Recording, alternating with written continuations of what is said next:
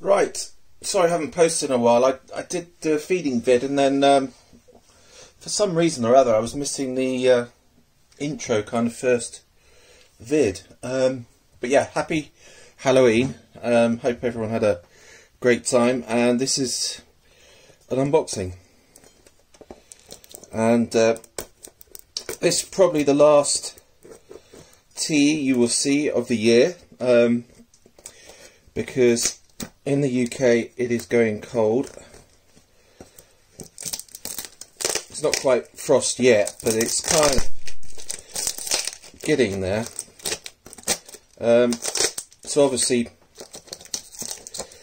you can't really send when it goes sort of 5 degrees is really the cut-off. I mean, I don't personally like sending them around 5 because you always tend to worry somewhat.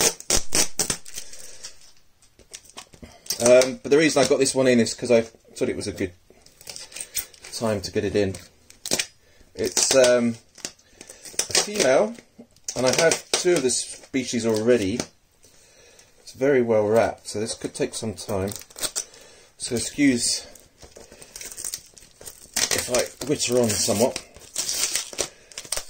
And I try and save my boxes, because you never know when you need a box. Ah, okay. You're going to have to go around this way. But yeah, I haven't been posting for a while because I've just been sort of concentrating on some breeding. If anyone wants a mature male Phoenictopus auratus or a female OBT, let me know, because they are ready, and I might be able to send them in the next week or so, but otherwise I think it's going to be too cold. So yeah, I must get on Facebook actually and have a last attempt, because I'd like to get the male off, because I had a breeding attempt with my, Christ, this is like Fort Knox. I had a breeding attempt with my female Phoenictopus auratus, and it was good.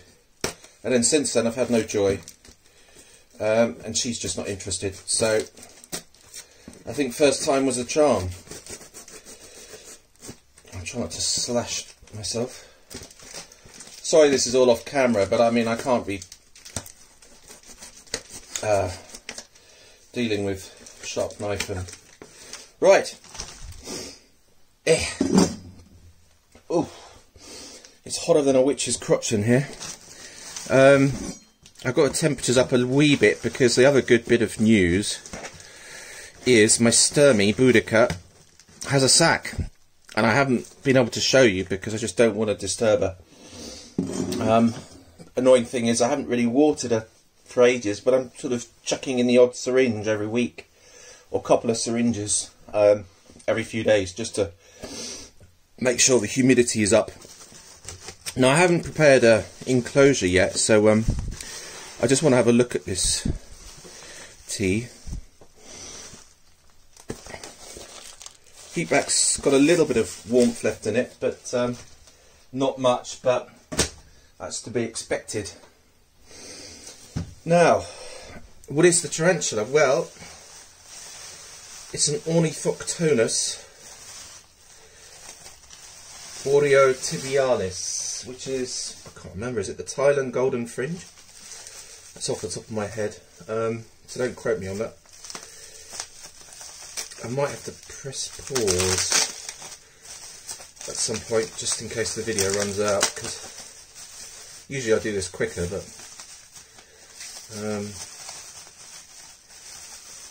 right.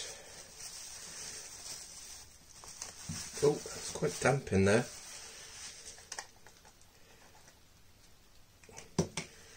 Yeah, it's a bit soggy.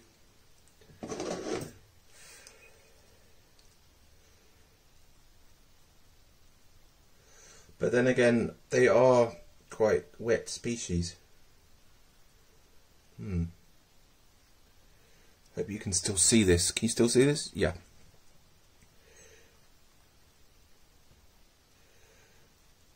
Ah, there you go. There is our little tea. He's looking quite cute. I found with these little Oreo tibialises, they're not really kind of fast movers, and I've noticed that with a lot of the Asian teas is I've never really had a bolter or a threat pose, but they can do, obviously.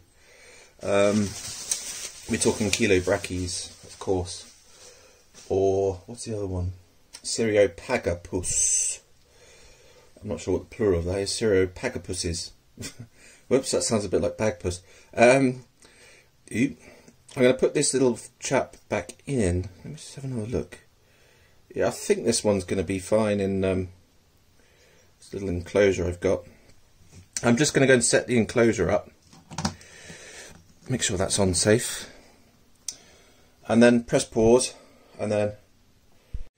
Right, so carrying on. This is the setup we're going to use for our Ornithoctonus Oreo tibialis.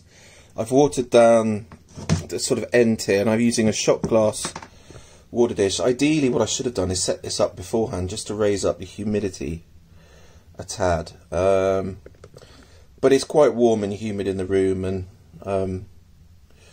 yeah, there's a little. I've made a little starter burrow, and that cork bark stretches out quite far. And I found that so far the little slings. I'll show you one actually. They've just done this kind of tube-like, sort of like a Cereopagapus or a Chilobrachys. Can't remember what they're called, but yeah, it hasn't got much airflow in here. I've just been using the one water dish and then watering sort of a corner every so often, and feeding quite regularly, and they seem to be fine. The other one is actually in need of a water. If you look at the water dish, it's just about to run out. So yeah, I've got a bit of cork bark in there. That one's a little bit more moist actually, so I could do with a little bit of an air out. Airflow isn't perhaps as good in that enclosure, but yeah, you don't want to get it over stagnant in there, so because then you'll get, you know, mites, whatever. But let's get this little chap in. Right, so we can see, yep.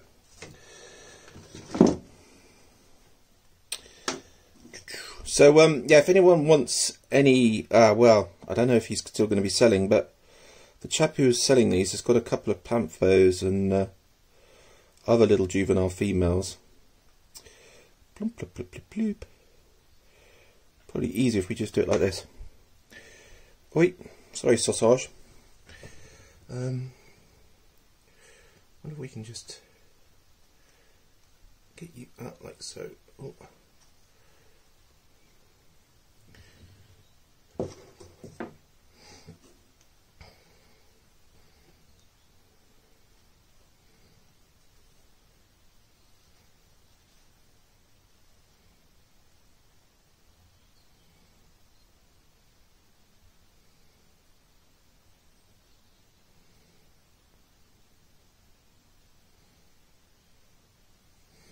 And she's in.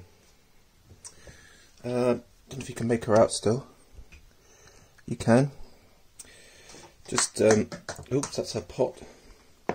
I'll just move her around so you can actually see her. In. There you go. That's one Ornithoctonus Oreo-tibialis juvenile female. And yeah, so I've got the two slings, and hopefully one of those will turn into a male. And we can have some babies next year. Probably not, but we'll see. Right, thanks for watching, and close. And yeah, and expect a feeding vid soon, because I've got to film a Lasiodora.